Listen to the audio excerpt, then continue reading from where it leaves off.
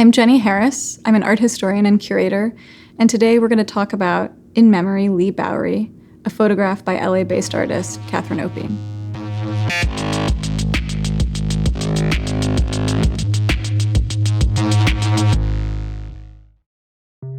So the first thing you have to know about this photograph is that it's enormous. It's roughly 9 feet tall by a little over 3.5 feet wide, and it has this elongated vertical format.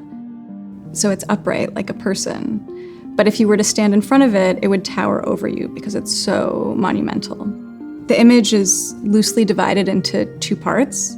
The lower part is taken up by this empty chair that is covered by a kind of brown, velvety, textured cloak that drapes over the seat and falls onto the floor below it into these beautiful, kind of dramatically lit folds.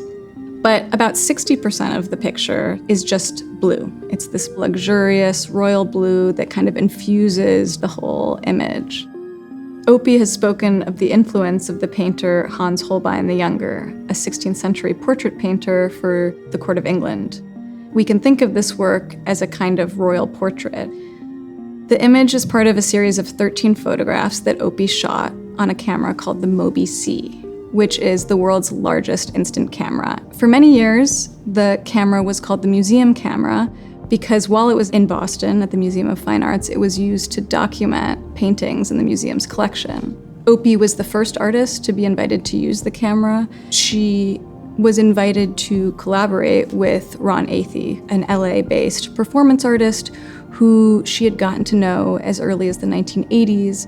This work is unique in the series of 13 photographs because it's the only one that doesn't picture Athey directly, and it's really not a portrait in a traditional sense. In fact, it's a tribute to the artist Leigh Bowery, who is not pictured or pictured in absentia.